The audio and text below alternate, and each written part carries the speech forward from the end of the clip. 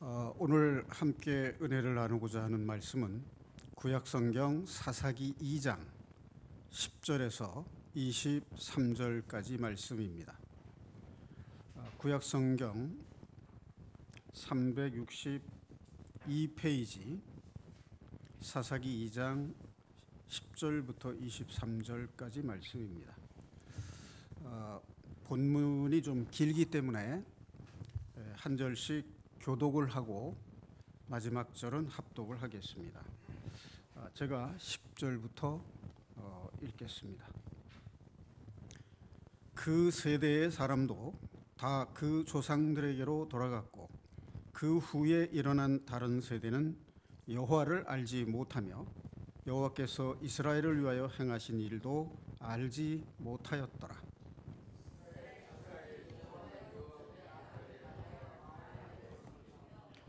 애굽 땅에서 그들을 인도하여 내신 그들의 조상들의 하나님 여호와를 버리고 다른 신들 곧 그들의 주위에 있는 백성의 신들을 따라 그들에게 절하여 여호와를 진노하시게 하였으되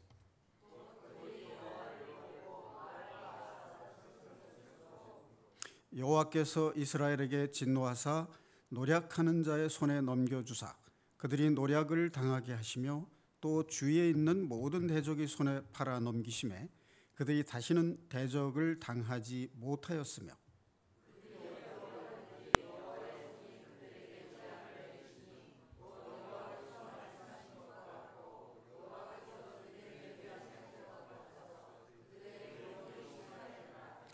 여호와께서 사사들을 세우사 노략자의 손에서 그들을 구원하게 하셨으나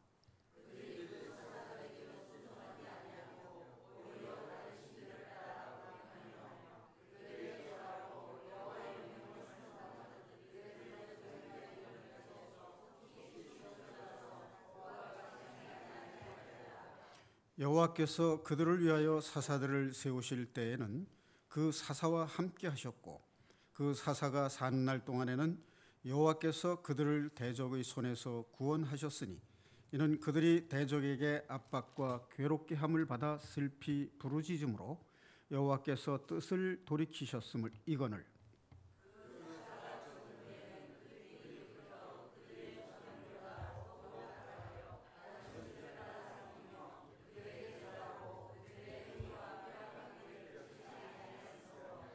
여호와께서 이스라엘에게 진노하여 이르시되 이 백성이 내가 그들의 조상들에게 명령한 언약을 어기고 나의 목소리를 순종하지 아니하였은즉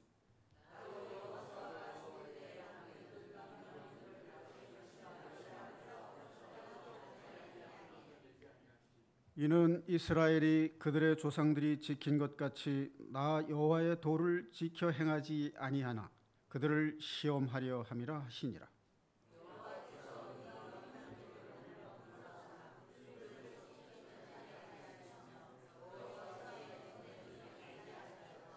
네, 지금 읽은 본문 말씀과 같은 내용이 사사기 3장 1절에서 6절까지 말씀 중에 다시 반복이 되어서 나옵니다. 3장 1절을 제가 한번 더 읽겠습니다. 여호와께서 가나안의 모든 전쟁들을 알지 못한 이스라엘을 시험하려 하시며 이스라엘 자손의 세대 중에 아직 전쟁을 알지 못하는 자들에게 그것을 가르쳐 알게 하려 하사 남겨두신 이방 민족들은 블레셋의 5 군주들과 모든 가나안 족속과 시돈 족속과 바알 헤르몬 산에서부터 하맛 입구까지 레바논 산에 거주하는 히위 족속이라. 4절 남겨두신 이 이방 민족들로 이스라엘을 시험하사 여호와께서 모세를 통하여 그들의 조상들에게 이르신 명령들을 순종하는지 알고자 하셨더라. 네, 여기 읽은 말씀을 보면 핵심은 하나님께서 여호수아 때 완전히 정복하지 못하고 남겨둔 이방 민족들을 남겨두신 이유가 나옵니다. 이스라엘 백성들이 하나님께서 모세를 통해서 명령하신 하나님의 법도를 지키는지 지키지 않는지 시험하기 위해서 남겨두셨다. 이렇게 기록이 되어 있습니다. 그러니까 신명기서에 나온 그 율법에 대한 언약을 여기서도 확인할 수가 있는데요. 하나님께 순종하면 축복을 받고 불순종하면 징벌과 저주를 받는다는 그 언약 그대로 이루어지게 하신다는 말씀입니다. 자, 오늘 이 사사기라고 하는 구약 성경을 살펴보기로 한 것은 이스라엘 민족이 반복되는 타락의 의미, 타락의 이유가 무엇인가, 그리고 그것이 그 말씀을 통해서 우리에게 주시고자 하는 구속사적 의미가 무엇인가 하는 것을 한번 생각해 보고자 합니다. 우선 사사라는 말은 선비 사자의 스승자 사자를 씁니다. 그러니까 당시에 이스라엘 백성들을 가르쳐 지도하는 사람이란 뜻이고요. 영어로 번역한 성경에는 저지, 즉 심판관, 재판관이라는 말로 번역을 했습니다. 자, 그런데 조금 전에 읽은 성경 말씀처럼 이스라엘이 평화로울 때 사사의 역할은 백성들의 삶에서 일어나는 다툼을 재판하는 일을 했어요. 하나님의 공의에 입각해서 재판하는 일을 했는데, 이스라엘 백성들이 하나님을 잊어버리고 이방 신인 우상을 숭배하는 불순종을 행했을 때 하나님께서 이방 민족을 들어서 이스라엘 민족을 치시고 징계하셨어요.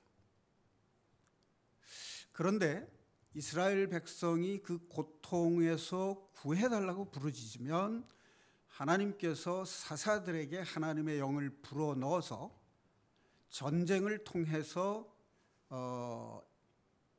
이방 민족을 멸하시는 그런 사건이 일어납니다. 그러니까 사사들이 전쟁을 할 때는 반드시 하나님의 영이 함께 했다라고 하는 말이 함께 나옵니다. 이 사사기에 나오는 사사들이 이제 13명이 있는데, 그들 중에 큰 역할을 한 사사들은 반드시 하나님의 영이 그와 함께 하셨다 하는 내용이 함께 기록이 되어 있어요.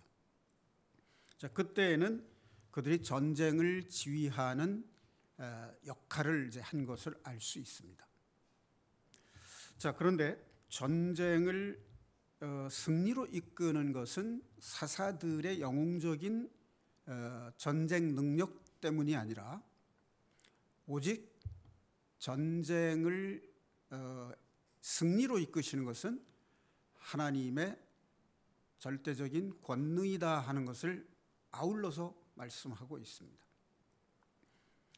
예를 들면 기드온과 300용사가 미디안을 쳐부술 때, 미디안이라고 하는 것은 요새로 말하면 이제 사우디아라비아에 해당이 되고요. 그 미디안 족속은 아브라함이 그 본부인 사라가 죽은 뒤에 후처로 얻은 그두라에게서 낳은 소생입니다. 참고로 말씀을 드립니다. 반드시 이스라엘 역사나 사사시대나 열왕기 시대에 공통된 점이 있다면 이스라엘 민족이 하나님께 불순종하고 이방 신인 우상을 숭배하게 되면 그 이웃에 있는 이방 민족을 끌어다 이스라엘을 치셨어요. 그런데 그 끌어다 쓰신 이방 민족은 그 후에 멸망케 하셨다는 것도 동시에 기록이 되어 있습니다. 그 점을 좀 염두에 두고 이야기를 진행해 보도록 하겠습니다. 자, 여기에는 이제 두 가지 의미가 있습니다. 이스라엘의 타락의 원인, 그 이유가 무엇인가 하는 것하고 그것이 지니는 구속사적 의미가 무엇인가 하는 것입니다. 자, 구속사라고 하면 하나님이 이스라엘 민족을 통해서 인류를 구원하실 계획을 세운 역사, 그런 뜻입니다. 그러니까 구약은 하나님께서 메시아인 예수 그리스도를 보내셔서 구원하실 것을 기록한 성경이고요. 신약 성경은 예수 그리스도께서 오셔서 십자가에서 희생 제물이 되셔서 대속을 완성하셨기 때문에 모든 인류, 모든 죄인이 구원을 얻게 됐다라고 하는 하나님의 구원 계획을 기록한 것입니다. 그러니까 구약성경 창세기부터 신약성경 요한계시록까지는 하나님의 인류 구원 계획에 대한 역사여 예언이다, 이렇게 표현할 수가 있겠습니다. 자, 그렇다면 구속사적 의미라고 할 때 구속사가 뭐냐? 그 의미는 하나님께서 예수 그리스도를 통해서만 죄인을 구원하시고자 한 계획을 세웠다는 뜻이에요. 그리스도가 아니고는 죄인을 구원하실 수 없다는 뜻이 이 속에 들어 있습니다. 그러니까 성경 창세기로부터 요한계시록까지 모든 성경을 볼 때 예수님에 대한 얘기가 나오지 않더라도 그것은 항상 예수 그리스도와 연결된 내용이라는 것입니다. 그러니까 구속사라는 것은 예수 그리스도를 보내서 죄인을 구원하시겠다는 하나님의 계획을 말한다는 것입니다. 자, 두 번째, 구속사가 가지는 의미의 두 번째 의미는 뭐냐면, 하나님은 창조주이시고 인간은 피조물인 유한한 존재여 자기 스스로를 절대로 구원할 수 없는 존재다, 한계를 지닌 존재다 하는 것을 일깨워 주시는 것이 구속사입니다. 그 증거가 지금 사사시대 이스라엘 백성들의 타락에서 확인할 수 있습니다. 자, 잠깐 2장 10절을 한번 11절을 한번 보겠습니다. 사사기 2장 11절입니다. 이스라엘 자손이 여호와의 목전에 악을 행하여 바알들을 섬기며, 자, 이 말씀이 있습니다. 자, 이스라엘 사람들이 살기 편안해지면 나태해져서 우상을 숭배하는, 하나님을 잊어버리고 우상을 숭배하는 범죄를 저질렀습니다. 그러면 이방 민족을 통해서 징계하시니까 압제를 당하고 고난을 당했어요. 그래서 하나님 앞에 부르짖으면 하나님이 사사를 세워서 그들을 구원하셨습니다. 그것이 되풀이되고 반복이 됩니다. 자, 그 증거를 한번 몇 절만 살펴보겠습니다. 한 장 넘겨서 3장 12절, 7절부터 보겠습니다. 3장 7절. 사사 온니엘, 첫 번째로 등장하는 사사입니다. 7절입니다. 함께 봉독하시겠습니다. 이스라엘 자손이 여호와의 목전에 악을 행하여 자기들의 하나님 여호와를 잊어버리고 바알들과 아세라들을 섬긴지라. 자, 그럼 12절 한번 더 볼게요. 이스라엘 자손이 또 여호와의 목전에 악을 행하니라. 이스라엘 자손이 여호와의 목전에 악을 행함으로 여호와께서 모압 왕 에골론을 강성하게 하사 그들을 대적하게 하시매. 여기 또라고 되어 있죠. 그것이 한 장 더 넘기시면 4장 1절에 또 나옵니다. 사사가 나올 때마다 이 이야기가 반복돼요. 자, 함께 봉독하시겠습니다. 4장 1절. 에훗이 죽으니 이스라엘 자손이 또 여호와의 목전에 악을 행하매. 이렇게 되어 있죠. 그 다음 6장 1절, 10장 6절 이렇게 계속해서 똑같은 일이 반복됩니다. 자, 그런데 거기 이방신을 섬기는데 두 가지가 나와요. 바알과 아스다롯 또는 바알과 아세라 이렇게 나옵니다. 바알은 남성신이에요. 그리고 아스다롯이나 아세라는 여성신입니다. 그럼 남성신과 여성신은 어떤 차이가 있느냐면, 남성신은 풍요를 기원하는 신이에요. 그러니까 풍년이 들어서 잘 살 수 있게 기원하는 신이 이제 바알신이고요. 그러니까 이제 비와 구름과 이런 것을 주관하는 신이라고 믿는 거죠. 그 다음에 아스다롯은 여성신, 다산을 기원하는 신입니다. 그래서 이 이스라엘 주변 이방 족속들의 바알신 우상 숭배는 필연적으로 이 남녀의 결합에서 풍요와 다산이 이루어지기 때문에 음행이라고 하는 그 이방신들을 섬기는 제사를 드리고 나면 축제가 이어지는데 그때 음행하는 관습이 벌어지게 됩니다. 이것이 하나님 앞에 또 악한 것이 되는 겁니다. 자, 그러면 여기서 형제 자매님들에게 여쭤보겠습니다. 이스라엘 백성들이 왜 이렇게 하나님을 잊어버리고 우상 숭배를 되풀이하고 반복했을까 하는 겁니다. 현대의 시각에서 보면 오늘날 성도들이 볼 때 이스라엘 백성들이 왜 그렇게 어리석고 무지몽매했을까? 그런 비판이 1차적으로 듭니다. 그런 생각이. 그런데 성경 말씀을 침착하게 묵상을 하다 보면 이게 이스라엘 역사 전체를 통해서 반복되고 있구나 하는 걸 알 수 있어요. 그러면 이상하잖아요. 어떻게 그런 일이 있을 수 있는가? 하나님을 모르는 자손들은 그럴 수 있다 치더라도 제사장이나 왕이나 또는 선지자들을 통해서 출애굽의 역사와 요단강을 건너 가나안을 정복한 역사, 다윗 왕의 역사, 솔로몬 왕의 역사, 이런 거를 아는 사람들이 어떻게 그럴 수 있는가? 이런 의문을 가지게 됩니다. 자, 그렇다면 과연 이것이 이스라엘 백성들만의 어리석음이었을까 하는 겁니다. 그것을 왜 이렇게 숨김없이 기록을 해놨을까? 이유가 있을 것 같지 않습니까? 그러면 이스라엘 백성 말고 이방인들은 그렇지 않을까요? 이방인으로서 구원을 받은 교회는 그렇지 않을까요?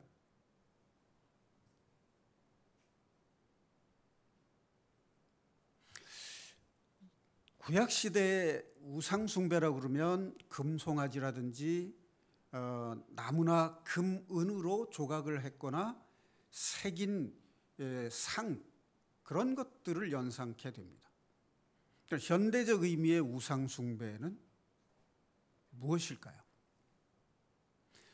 오늘날에 이런 상을 만들어 놓고 우상숭배하는 것은 거의 찾아보기 어렵습니다. 그럼 우상숭배라는 게 한마디로 말하면 하나님을 잊어버리고 세상을 사랑하는 게 우상이에요. 그렇지 않겠습니까? 자, 그럼 이렇게 사람들로 하여금 하나님을 잊어버리고 세상적 가치를 추구하게 하는 이유가 무엇일까 하는 겁니다. 자, 사사기가 주는 교훈은요, 인간은 어쩔 도리 없는 존재다 하는 겁니다. 우리는 제 아무리 잘났어도 스스로 죄인의 상태를 벗어날 수 없는 연약한 존재, 한계를 지닌 존재란 뜻이에요. 이스라엘 백성 범죄하면 사사를 통해서 구원하셨잖아요. 그 다음에 왕들을 보내서 구원하셨어요. 그런데 사사나 왕들은 전부 어떻습니까? 인간적인 약점을 지니고 다 죄를 지었어요. 다윗도 하나님의 마음에 합한 왕이고 우상 숭배하지 않고 처음부터 끝까지 40년 동안 통치하는 동안 오직 하나님만을 섬겼어요. 그럼에도 불구하고 그는 인간적 약점을 지닌 존재로서 범죄했습니다. 밧세바를 취하는 범죄를 했고 많은 부인을 거느림으로써 가정의 문제를 일으키는 그런 연약한 모습을 또 한편으로 보였다는 얘기입니다. 그럼 사사들도 하나님이 쓰실 때는 백성을 구원했고 왕들도 하나님이 쓰셨을 때 백성을 구원했는데 그 자신은 죄를 벗어나지 못하는 그런 연약한 모습을 보일 수밖에 없었다는 겁니다. 그렇다면 이것이 무엇을 말하는 것이냐 하는 거죠. 예수 그리스도가 없이는 구원받을 수 없다는 것을 하나님께서는 성경 창세기부터 계시록까지 끊임없이 되풀이해서 반복해서 일깨워주고 계신다는 겁니다. 그래도 깨닫지 못하니까 이방 민족을 들어서 고통을 겪게 하고 사사를 보내서 구원하심으로써 하나님이 계시다는 것을 알게 하셨다는 거예요. 우리도 이스라엘 백성들처럼 똑같이 살기 편안해지면 나태해지고 하나님 잊어버리고 세상적 가치를 추구하다 고통을 겪고 하나님께 부르짖어 회개하고 구하면 하나님께서 다시 구해 주시고 이런 삶의 연속이라는 것을 알 수 있습니다. 공감이 가시나요? 다시 한번 정리해서 말씀을 드리면 하나님의 구속사 구원 계획은 너희는 스스로 구원할 수 없는 피조물이다. 하나님인 여호와 하나님께서 오직 그분의 아들이신 예수 그리스도를 보내서만이 구원받을 수 있는 존재다 하는 거예요. 자, 그래서 사사기에 보면 자체적으로 이스라엘 백성들이 끝없이 우상을 숭배하는 범죄를 되풀이하는 이유를 이렇게 말씀하고 계십니다. 391페이지 사사기 17장 6절 한번 찾겠습니다. 사사기 17장 6절.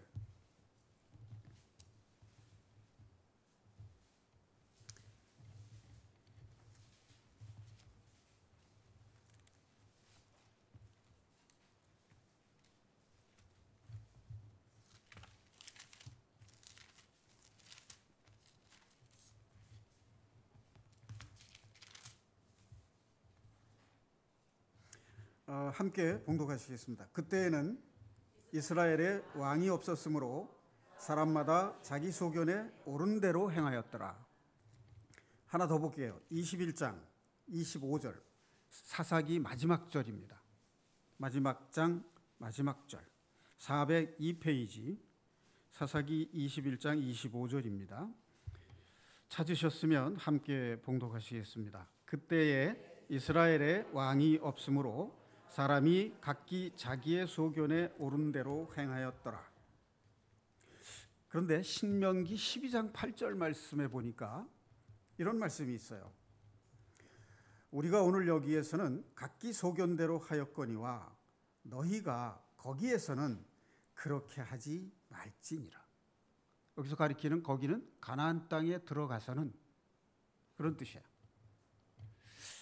그러니까 신명기에서도 그것을 예견하고 경계하셨다는 뜻입니다. 자, 그러면 왕이 없었으므로 하는 말하고 각자의 소견에 옳은 대로 행하였더라 하는 말씀을 한번 생각해 보겠습니다. 왕이 없었나요? 사사시대에 왕이 없었다. 이 말 맞습니까? 네. 눈에 보이는 현실로 치면 맞는 말이죠. 그런데 눈에 보이지 않는 믿음의 눈을 가지고 보면 어떻습니까? 정말 왕이 없었나요? 하나님이 이스라엘 민족을 이끄시고 통치하시는 왕이셨잖아요. 자, 하나님께서 직접 백성을 다스리는 것을 신정 통치라고 합니다. 그러니까 이스라엘은 신정 국가였어요. 그러니까 왕이 없었으므로 하는 이 말 자체가 바로 범죄하는 이유가 되는 말이에요. 자, 그 다음에 뒷받침하는 것이 각자 소견에 옳은 대로 행하였더라. 자, 이렇게 한번 생각해 보죠. 오늘날 현대 우리 사회, 대한민국 사회에서 모든 사람들이 각자 자기 소견에 옳은 대로 행동을 한다면 어떤 현상이 생길까요? 국가에 법이 없다면 이런 현상이 생길 수 있죠. 그러면 지금 사사시대에 각자의 소견에 옳은 대로 행했다는 말은 뭐가 없다는 뜻일까요? 법이 없다는 뜻이에요. 그럼 누구의 법입니까? 누구의 법이 없었다는 얘기가 돼요. 여호와의 법도가 없었다. 즉 여호와의 법도를 잊어버렸다는 거죠. 자, 그러면 각자 소견에 옳은 대로 행했다는 이 말이 가지는 또 하나의 의미가 있습니다. 자, 하나님을 잊어버리고 잊어버렸기 때문에 각자의 소견에 오른 대로 행하였다는 이 말은 창세기 선악과를 연상케 하지 않습니까? 사탄이 하와를 유혹했을 때 내가 이 열매를 먹으면 하나님과 같이 눈이 밝아지리라, 이런 말로 유혹을 했어요. 그 말은 하나님 대신에 자기가 하나님처럼 생각하고 판단하고 행동한다는 뜻이죠. 각자의 소견에 옳은 대로 행하였더라. 그러니까 사람이 하나님을 떠나서 자기가 하나님처럼 판단하고 행동하면 반드시 사탄의 꾀에 빠질 수밖에 없어요. 그렇기 때문에 범죄할 수밖에 없는 겁니다. 자, 그래서 하나님께서 바로 그때는 이스라엘에 왕이 없었으므로 각자의 소견에 옳은 대로 행하였더라, 이 말이 바로 이스라엘에 왕을 주게 되는 하나의 원인이 됩니다. 자, 사사기 다음에 룻기가 나옵니다. 사무엘과 사사기 사이에 이제 룻기가 나오는데, 룻기 4장 12, 13절 같이 한번 보겠습니다. 407페이지입니다. 407페이지.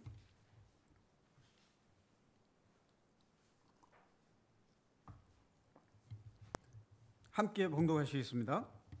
여호와께서 이 젊은 여자로 말미암아 내게 상속자를 주사 내 집이 다말이 유다에게 낳아준 베레스의 집과 같게 하시기를 원하노라 하니라. 이에 보아스가 룻을 맞이하여 아내로 삼고 그에게 들어갔더니 여호와께서 그에게 임신하게 하심으로 그가 아들을 낳은지라.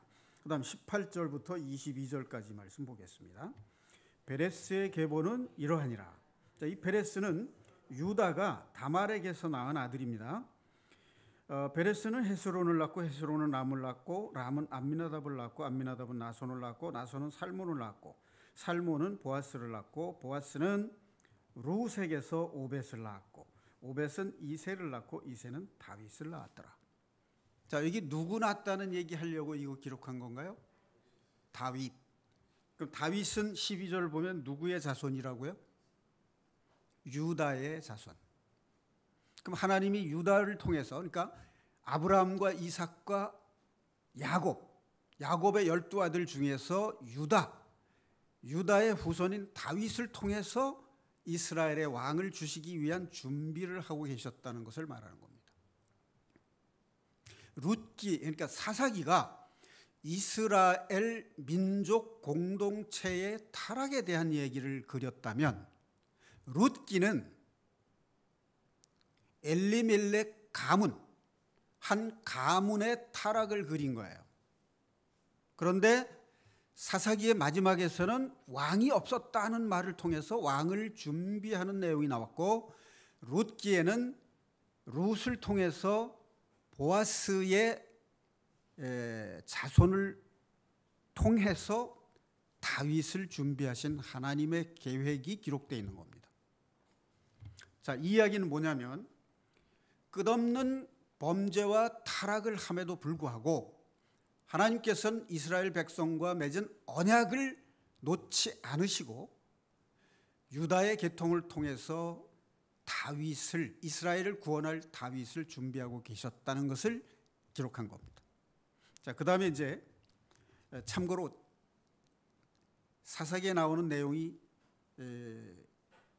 조금 보충을 설명을 한다면 사사기의 가장 유명한 사사가 기드온과 삼손입니다. 자, 기드온은 이제 300용사를 데리고 미디안을 쳐부쉈다고 그랬죠. 그런데 삼손은 단신으로 자기 혼자서 블레셋을 쳐부쉈어요.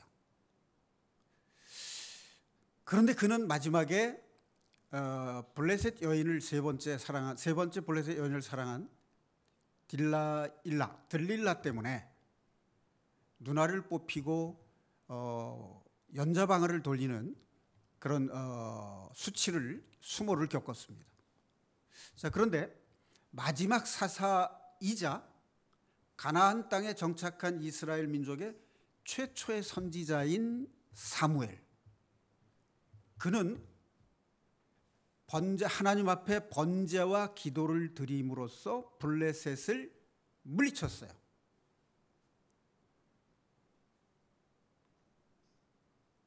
기드온은 300명의 용사를 데리고 전쟁을 했고, 삼손은 단신으로 자기의 맨몸으로 블레셋을 쳐부쉈다면, 사무엘은 하나님 앞에 번제, 하나님 앞에 온전히 드리는 번제를 드리고 기도함으로써, 미스바의 민족을 모이게 하고 번제를 드리고 기도를 드림으로써 블레셋을 하나님께서 쳐부숴 줍니다.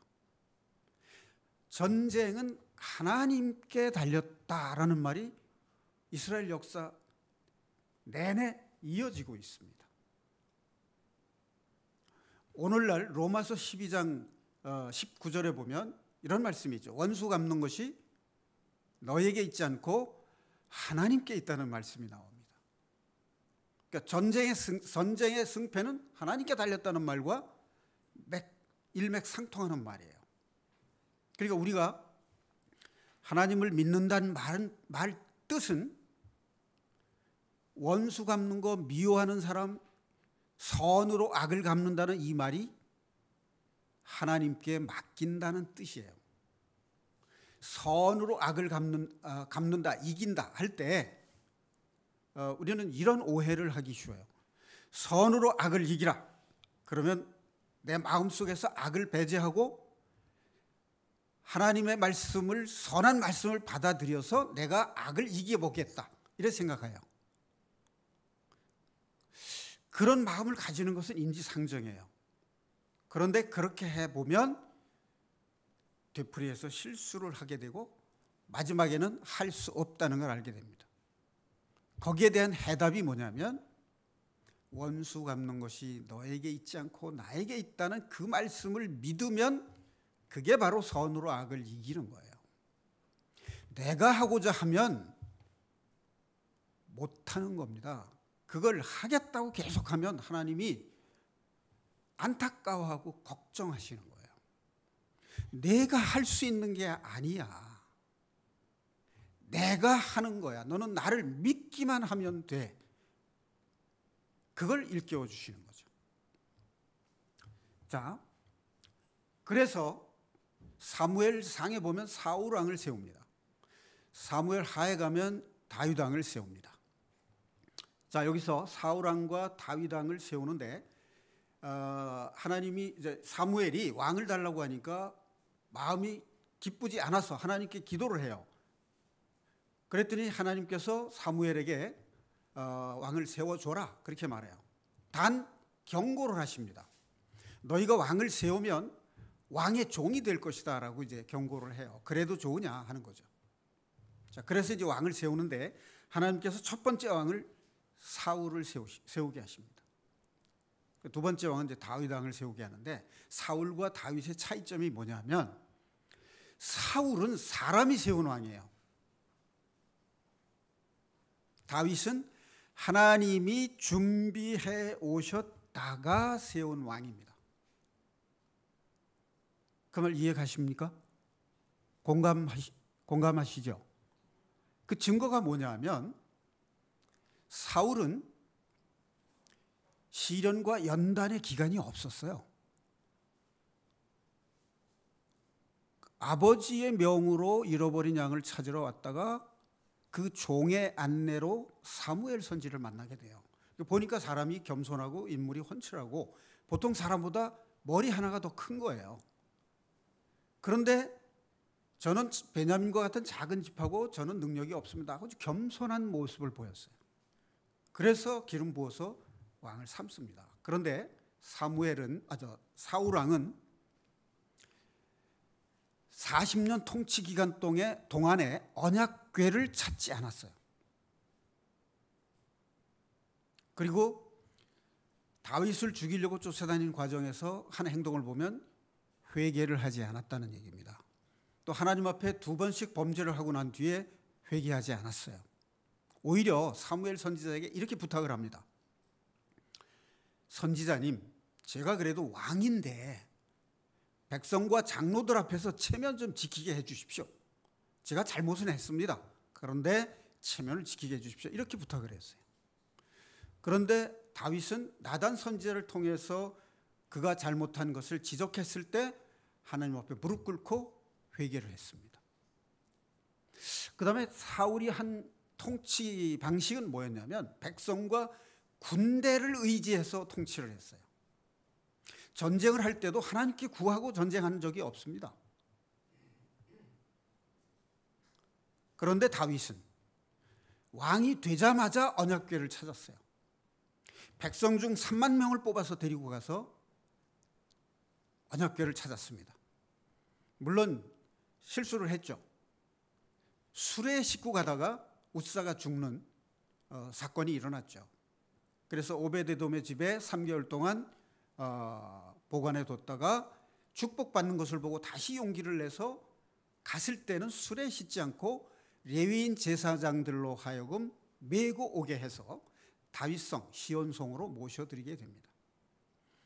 그러니까 다윗은 언약궤를 왕이 되자마자 언약궤를 찾았다는 얘기고 회개하였다는 얘기고 다윗은 전쟁 나갈 때마다 하나님께 먼저 구했어요. 기도를 했어요. 그러니까 하나님이 지시하는 대로 전쟁을 해서 승리를 했고 이스라엘 통일 이스라엘 왕국을 건설했고 주변 모든 이방 민족들 위에 우뚝 솟은 중동 지방 최강대국이 됐고 조공을 받고 이스라엘의 영화를 누리게 한 그런 왕입니다. 그런데 다윗이 17세에 사무엘로부터 기름 부음을 받고 골리앗을 죽이고 이스라엘을 전쟁 승리를 이끌게 한 뒤에 이스라엘 백성들의 총망을 받는 새로운 지도자로 부상이 됐죠. 그래서 사울 왕의 시기 질투를 사가지고 결국 죽이려고 하다가 못 죽이니까 결국 추방을 당하게 되죠. 그래서 10여 년 이상을 사울 왕에게 쫓겨다니면서 죽을 고비를 넘겨요. 여러분, 사업에 실패한 것도 아니고 몸에 병이 든 것도 아니고 죽음의 위협을 10년 동안 쫓겨다니면서 겪는다고 할 때 여러분 같으면 어떻게 하시겠습니까? 누구에게 도움을 청하시겠습니까? 하나님 밖에는 도움을 청할 곳이 없는 겁니다. 그래서 13년 후인 30세에 유다의 왕이 돼요. 이스라엘 전체 왕이 아니고.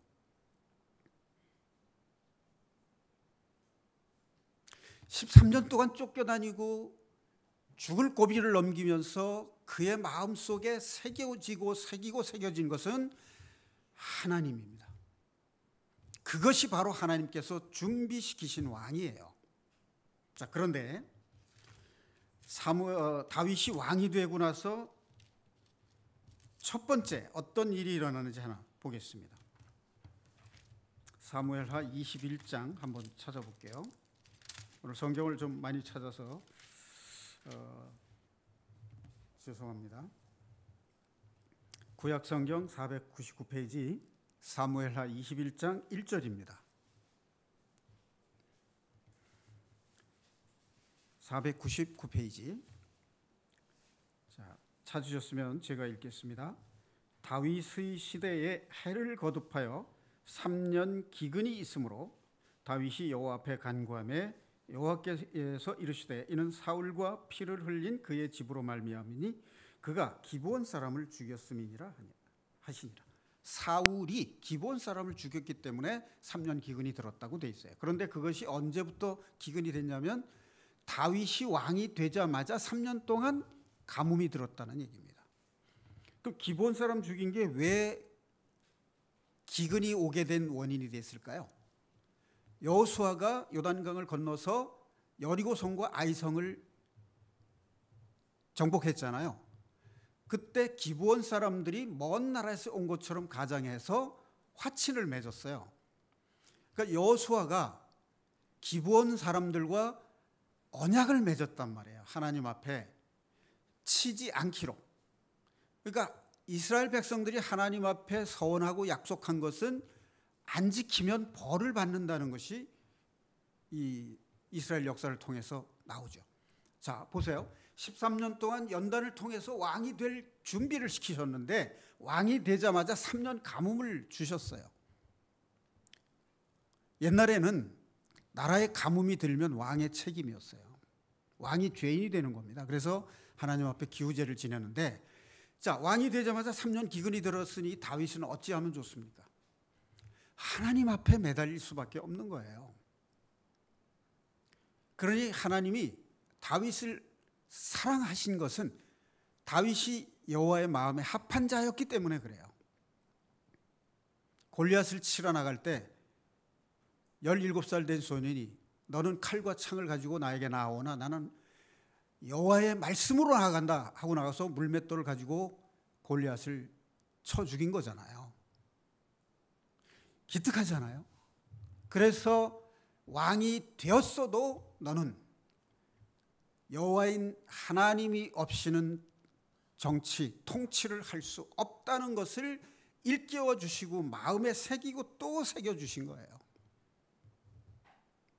자, 그런데 다윗도 범죄를 했어요. 그래서 가정의 가문에 여러 가지 범죄가 일어났고 절정인 것이 아들 압살롬이 반역을 일으킴으로 해서 쫓겨가잖아요.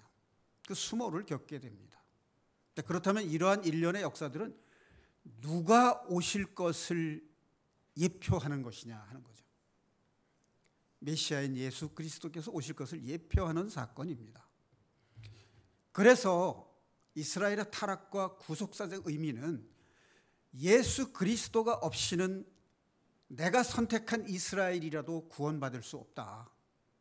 오직 그리스도를 통해서만 구원을 받을 수 있다는 것을 일깨워 주시는 것이고, 이방 민족들에게도 예수 그리스도를 통해서만 죄를 속함받고 구원받을 수 있다는 것을 기록한 것이 신약 성경이라는 얘기입니다. 자, 그러면 마무리로 좀 들어가 보겠습니다. 여러분, 에스더서 보면 바샤 왕국의 아하수로의 왕의 왕비가 됐죠, 에스더가. 그런데 그때 하만이라는 장군이 총리가 돼가지고 페르시아 제국 전체라면 바벨론에게, 이제 북이스라엘은 아수르에게 멸망당했고 그로부터 약 150년 후에는 유다 왕국이 바벨론에게 멸망당해서 이스라엘 백성들이 그 중동 전역에 흩어져 나갑니다. 그런데 페르시아가 그 지역 전체를 정복한 제국을 형성했어요. 그런데 이 하만이라는 사람이 페르시아 제국 전체에 있는 유대인을 멸종시킬 계획을 세웁니다. 그래서 왕명으로 법령을 선포해서 날짜를 정해놓고 그들을 이제 죽일 계획을 세워요. 그런데 이 하만 장군이 누구냐면 아말렉 왕 누구죠? 아말렉 왕 사울에게 명령을 내려서 진멸하라고 했던 아말렉 왕 아각의 후손이에요, 하만 장군이. 그래서 유대 족속을 멸절시키려고 계획을 세웠었어요. 자, 그런데 말입니다. 희한하게도 에스겔서 38장에 보면요, 하나님이 로스와 메섹과 두발 왕 곡을 아가리를 갈고리로 깨워 이끌어가지고 바사와 구스와 붓과 고멜과 도갈마 족속의 연합군을 이끌어서 이스라엘을 치게 하시겠다고 한 것이 에스겔 38장입니다. 자, 그런데 로스는 러시아입니다. 메섹은 모스크바예요. 두발 왕 하는 것은 두발스키입니다. 두발스키. 자, 그 다음에 이스라엘을 중심으로 해서 시리아, 이라크, 이란, 여기는 셈족의 후손이에요. 구스, 이 아랍 쪽, 아프리카 쪽으로는 누구의 후손이죠? 함의 후손이에요. 그런데 유럽 쪽으로 간 로스와 메섹과 두발, 여기는 야벳의 후손입니다. 그런데 이 이스라엘을 지중해로 쓸어버리겠다라고 공언하는 나라가 이란이에요. 이란은 옛 나라의 명칭이 페르시아, 그 이전의 나라 명칭이 바샤입니다. 바사.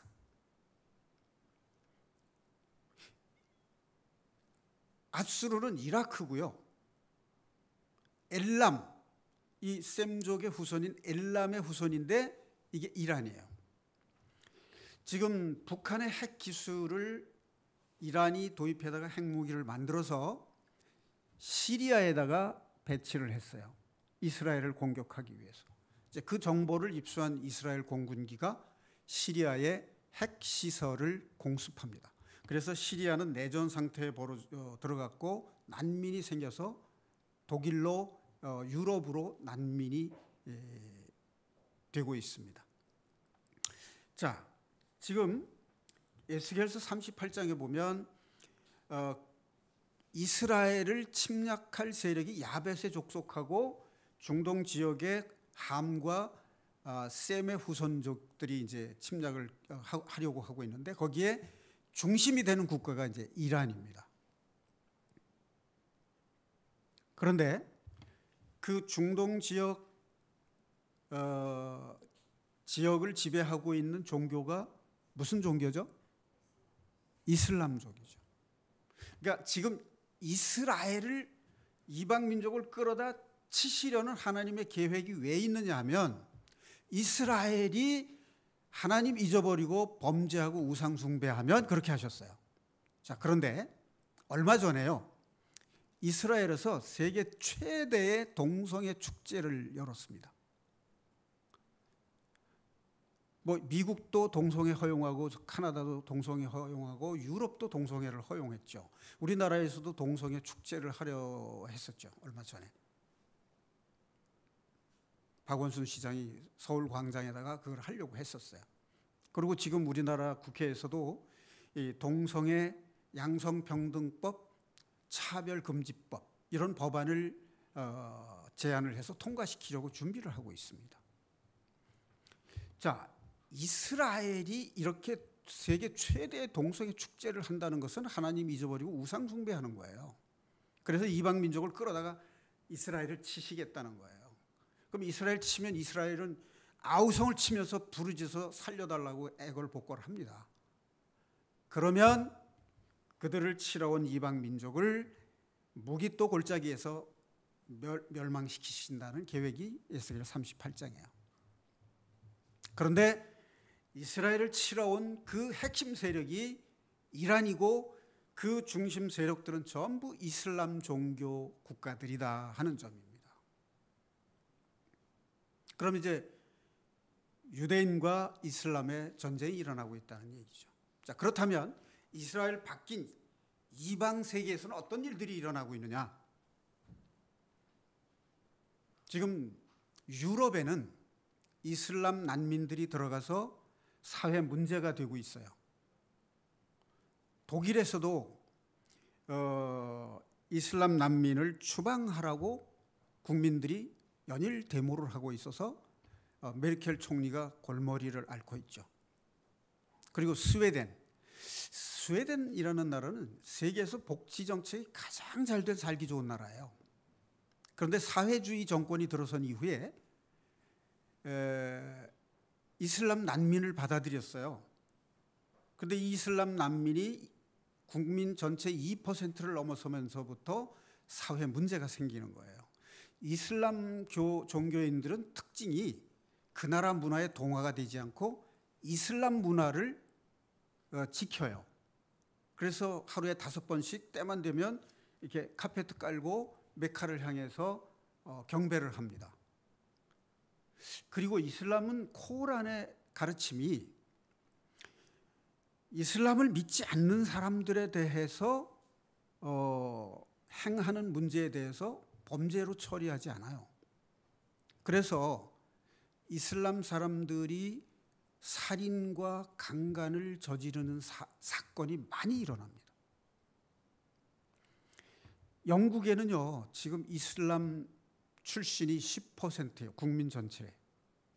프랑스도 국민 전체 10%가 이슬람 사람들입니다.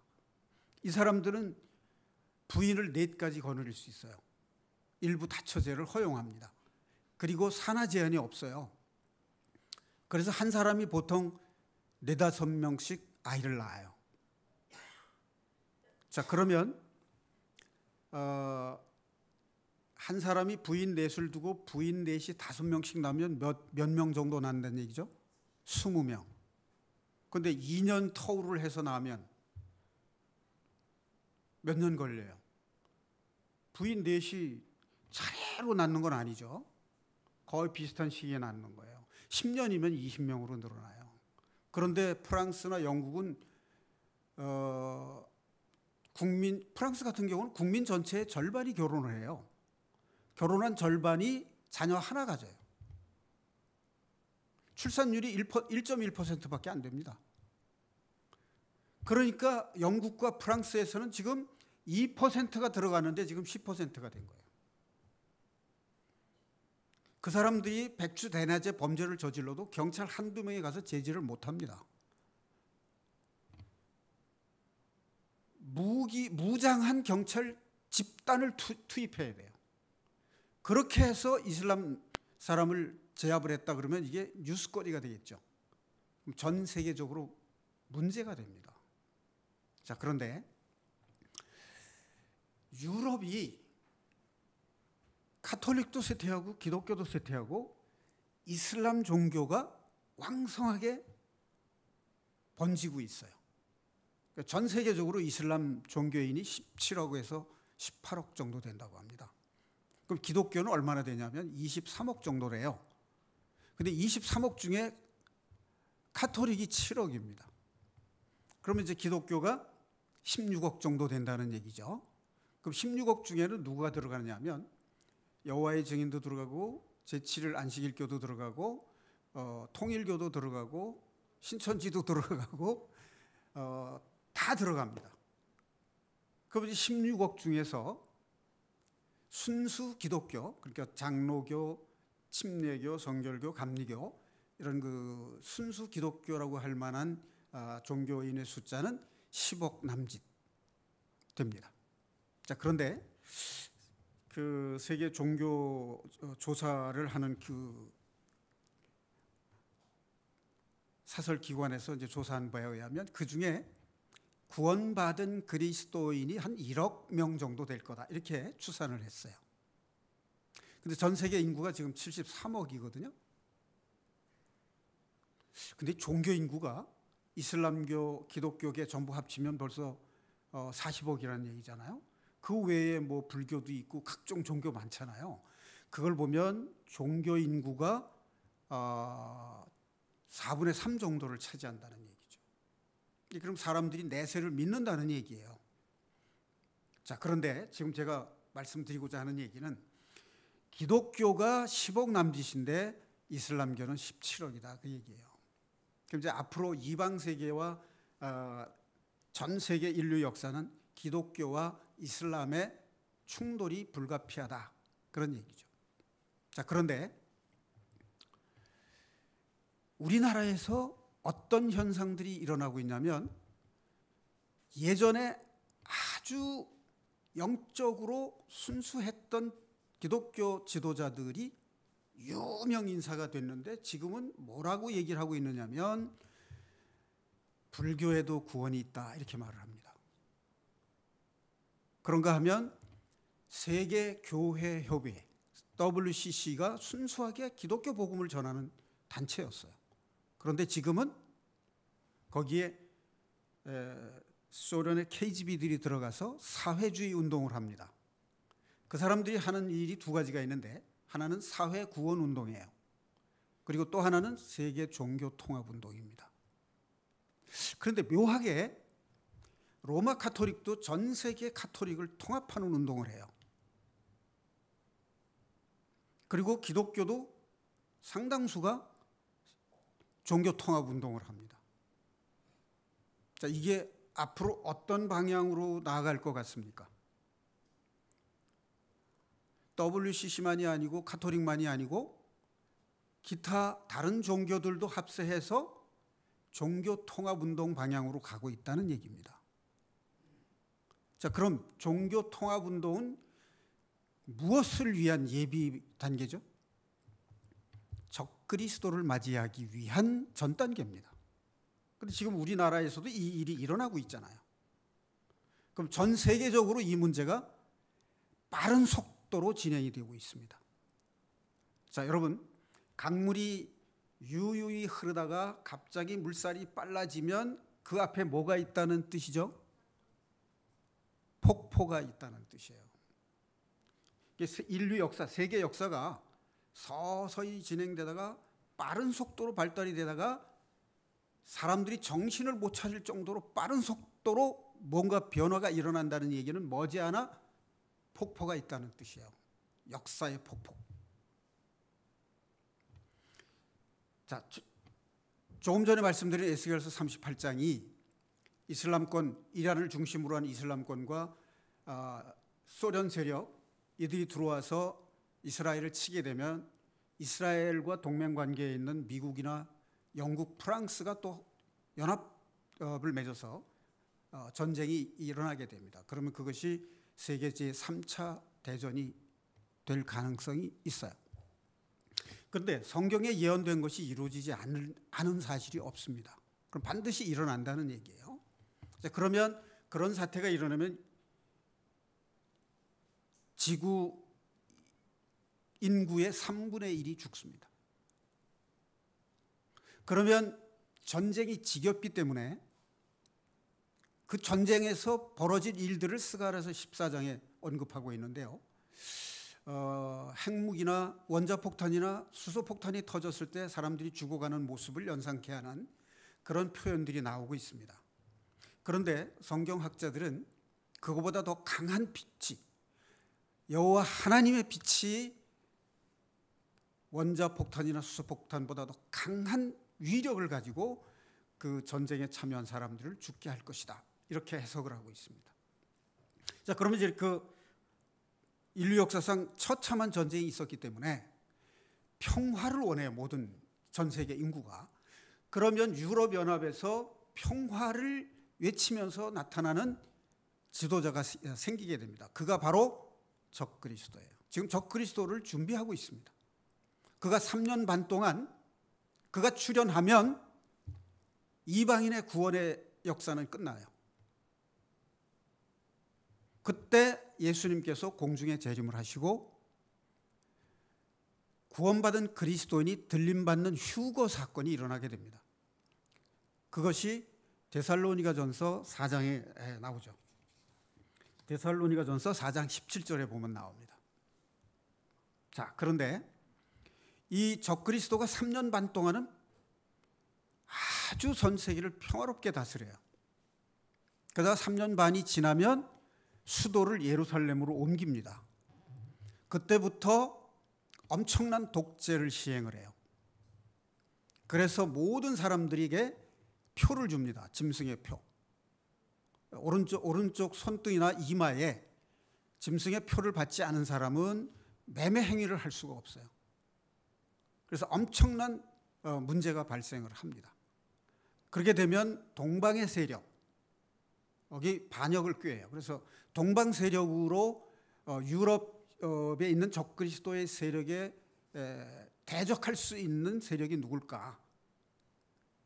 그걸 미래학자들이 성경과 관련시켜서 연구를 해본 결과 2억이라고 하는 그 성경에 나오는 군대의 숫자를 보유하고 있는 나라는 중국밖에 없어요. 그러니까 중국과 같은 편인 북한도 자연히 거기에 들어갈 수 있겠죠. 그런데 이제 우리 대한민국의 상황은 어떻게 될지 성경에 기록이 되어 있지는 않습니다만, 북한과 합류해서 중국과 함께 적그리스도의 적대 세력으로 전쟁에 참여할 것인지 아닌지는 알 수 없습니다만은, 그렇게 될 때 인류 마지막 전쟁이 일어나요. 거기에서 또 인류의 3분의 1이 죽습니다. 자, 그러면 그때에 7년이 지나면 예수님께서 지상에 재림하십니다.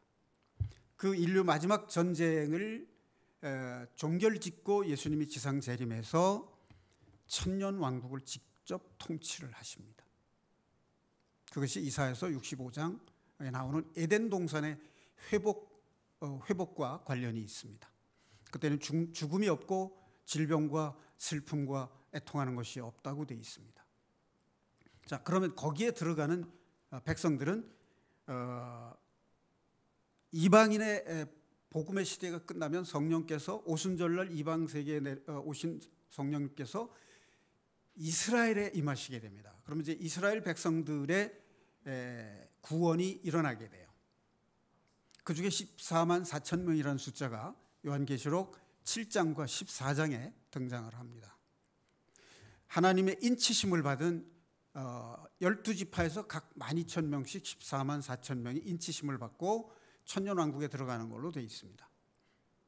그러면 이제 휴거되지 못한 그리스도인들도 함께 천년왕국에 들어가게 되고, 예수님께서 지상 재림하실 때 휴거됐던 그리스도인들, 또 그리스도 안에서 죽은 자, 잠자는 자들이 부활해서 예수님과 함께 지상에 내려와서 천년왕국을 통치하는데 함께, 주님과 함께 통치를 하게 된다라고 성경은 기록하고 있습니다.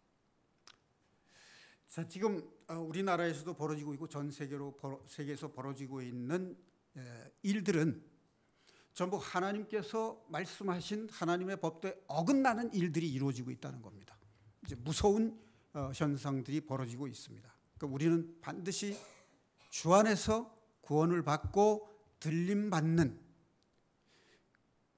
그러한 그리스도인들이 되어야 된다는 거죠. 자, 그러면 우리의 피할 길은 미국에다 땅 사고 어떤 곳에다가 굴을 파고 먹을 것을 저장하고 그렇게 해서 피할 수는 없습니다. 만약 어떤 그리스도인 지도자가 그런 식으로 한다면 그것은 성경과 다른 이야기가 됩니다. 우리의 피난처는 오직 하나님이십니다. 우리가 피할 수 있는 곳은 오직 그리스도밖에 없습니다. 자, 그러면 어떤 사람이 들림을 받을 수 있을까? 자, 첫째는 구원받은 하나님의 백성입니다. 자, 그 다음에 구원받은 하나님의 백성은 어떤 사람들이냐? 그 마음속에 하나님의 나라가 이루어진 사람들입니다. 세례 요한도 그랬고 예수님도 복음을 전하실 때 무슨 말씀을 하셨냐면 회개하라 천국이 가까웠느니라 이렇게 말씀하셨고, 천국이 누구죠? 예수님이 이 땅에 인간의 육신을 입고 오신 그분이 바로 천국이에요. 그분 안에 천국이 있습니다. 그럼 우리 마음에 하나님의 나라가 이루어진 사람이란 말은 그리스도를 나의 구주로 받아들인 사람이란 뜻이에요. 그런데 성경에 보면 더 정확하고 구체적으로는 뭐라고 얘기를 하냐면 하나님을 사랑하는 자, 그리스도를 사랑하는 자는 그 형제를 사랑하는 자다 이렇게 얘기를 하고 있습니다. 그 말은 우리 마음에 미움이 사라지고 하나님을 사랑하는 그 마음으로 형제를 사랑하는 마음이 삶 속에서 이루어지는 사람들이 바로 하나님의 나라가 그 마음에 이루어진 사람들이고, 그들이 바로 주님께서 공중 재림하실 때 들림받아 올라갈 사람들이다는 말씀입니다. 사랑하는 형제자매 여러분, 우리 모두 우리 마음에 하나님의 나라가 이루어져서 우리 삶 속에 그리스도의 삶을 사는 복된 그리스도인이 되시기를 주님의 이름으로 축원드립니다.